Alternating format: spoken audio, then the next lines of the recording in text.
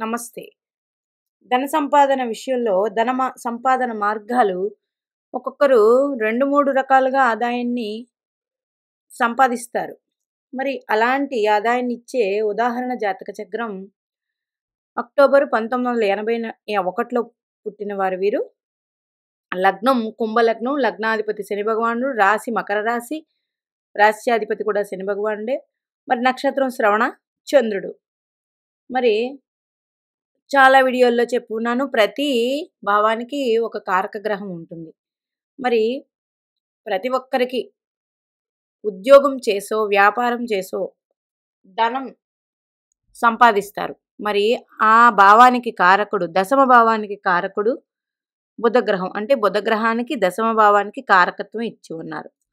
కాలపురుష కుండలి చక్రానికి శని భగవానుడికి దశమ భావం మకర రాశి, లాభస్థానం కుంభరాశి, ఈ 2 కర్మకి కారకత్వం ఇచ్చి ఉన్నారు. మరి దశమ భావం కారకుడైన బుధుడు ఈ జాతకంలో పంచమాధిపతి అయ్యి భాగ్యస్థానంలో వక్రించి స్థితి పొందారు. మరి ఇది ఇలా ఉండగా మనకి లగ్నాధిపతి శని భగవానుడు, రాశ్యాధిపతి కూడా శని భగవానుడే. అంటే రాశిని లగ్నాన్ని శని భగవానుడే పరిపాలిస్తూ ఉన్నారు. చంద్రుడు శ్రవణ నక్షత్ర జాతకులు వీరు. మరి ఈవిడికి ఎట్లా వచ్చింది ధన సంపాదన 2 మార్గాలుగా? పంచమాధిపతి అష్టమాధిపతి అయ్యి భాగ్యస్థానంలో స్థితి పొందారు. ఏదైనా ఒక గ్రహం తన వెనకనున్న రాశిలో కన్నా ముందునున్న రాశిలో స్థితి పొంది అది ఆ పాలిత అంటే గురుపాలిత గ్రహమై గురుపాలిత రాశిలో, శనిపాలిత గ్రహమై శనిపాలిత రాశిలో ఉంటే మంచి అభివృద్ధి ఉంటుంది.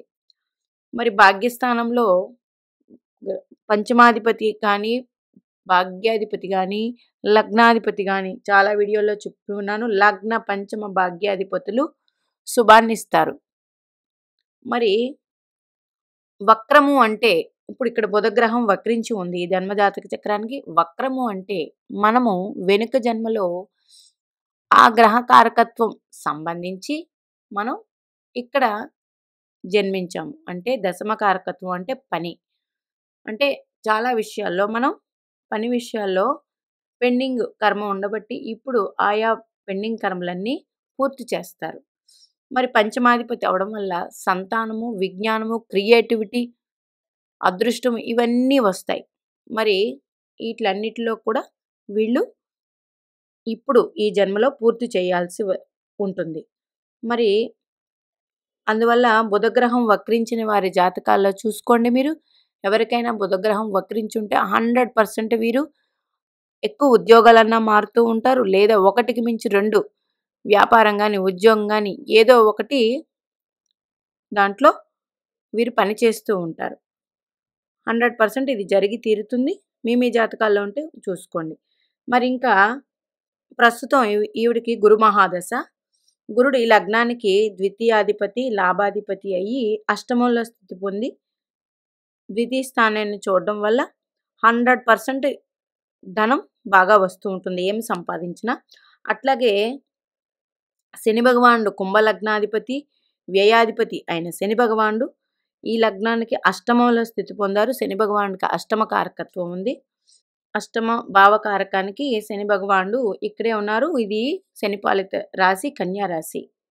అంటే వీరు చాలా రకాలుగా షష్ఠ రాశి అయింది కాలపురుష కుండల చక్రాన్ని కన్యా రాశి.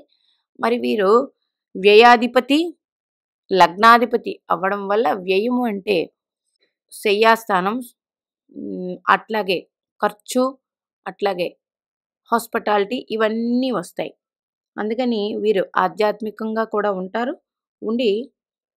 తర్వాత బుధుడు శుక్రుడు కాలపురుష కుండల చక్రానికి తులారాశిలో స్థితి పొందడం వల్ల తులారాశి సప్తమ రాశి. ఇది ప్రతి ఒక్కరికి సప్తమ రాశి కాలపురుష కుండచానికి ఇది చూపించేది ఏంటంటే మనం జనంతో అంటే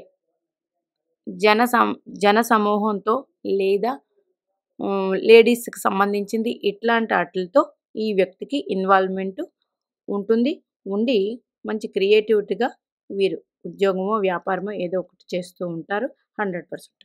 అయితే చంద్ర రాశి అధిపతి శని భగవానుడు అష్టమ స్థితి, గురు రవి శనులతో కలిసి ఉన్నారు. మరి శని అష్టమంకి వ్యయానికి కారకుడు కాబట్టి కారక ప్లేస్‌లోనే ఉన్నారు. అలాగే చంద్రుడు కేతువుతో కలిసి ఉన్నారు. కేతు రాశ్యాధిపతి కూడా శని భగవానుడే అవ్వడం వల్ల వీరు ఏ పనైనా ఇష్టంగా చేసి సాధిస్తారు. ఒకవేళ అలా లేనట్లయితే ఏ పనైనా అందరితో ఇష్టంతో మెలుగుతూ సాధించాలి. అలాగే చంద్రుడు, కేతువు కలిసి ఉండడం వల్ల వీరి ఆలోచనలు ఎప్పుడూ ఎక్కువగా ఎగుడు దిగుడులుగా ఎక్కువగా ఆలోచిస్తూ ఉంటారు. చెయ్యాలా వద్దా? చెయ్యాలా వద్దా? అని. దీనికి పరిహారం ఒక గణపతిని ఆరాధిస్తూ ఉంటే ఆటోమేటిక్‌గా సెట్ అవుతుంది. మరి శుక్రుడు ఈ లగ్నానికి చతుర్థాధిపతి, భాగ్యాధిపతి అయ్యి దశమ క్షేత్రంలో ఉన్నారు. దశమ క్షేత్రంలో శుభగ్రహాలు ఉంటే మంచి ఉద్యోగం చేస్తారు. మరి ధన సంపాదన కూడా బాగానే ఉంటుంది. మరి ఈ లగ్నానికి రవి 1, 2, 3, 4, 5, 6, 7 సప్తమాధిపతి అయ్యి అష్టమంలో స్థితి పొందారు. అంటే సప్తమాధిపతి అష్టమంలో స్థితి పొందినప్పుడు భర్త లేక భార్య డీప్ రీసెర్చరో లేకపోతే ఒక డాక్టరో ఇట్లాగా వాటికి సంబంధించి ఉంటారు. అట్లాగే ఇక్కడ తృతీయాధిపతి కుజుడు అంటే తృతీయ భావకారకుడు, తృతీయ షష్ఠ భావకారకుడు కుజుడు షష్ఠ స్థానంలో స్థితి పొందారు. కుజుడు దృష్టి బుధుడి మీద ఉంది. వీరు మంచి వాక్కు ఉంటుంది. అట్లాగే వీరి మాటలతో ఆకర్షించి వ్యాపారము, ఉద్యోగము ఏదో ఒకటి చేస్తారు. అది కూడా 1 కాదు 2.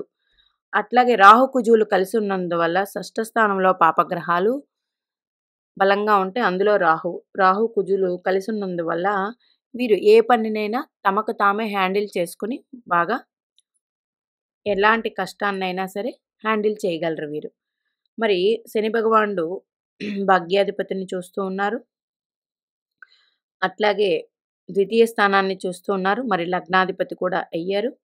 మరి వ్యయాధిపతి కూడా అయ్యారు కాబట్టి ఖర్చు పెట్టే విషయంలో కొంచెం ఆలోచించి ఖర్చు చేయాల్సి ఉంటుంది.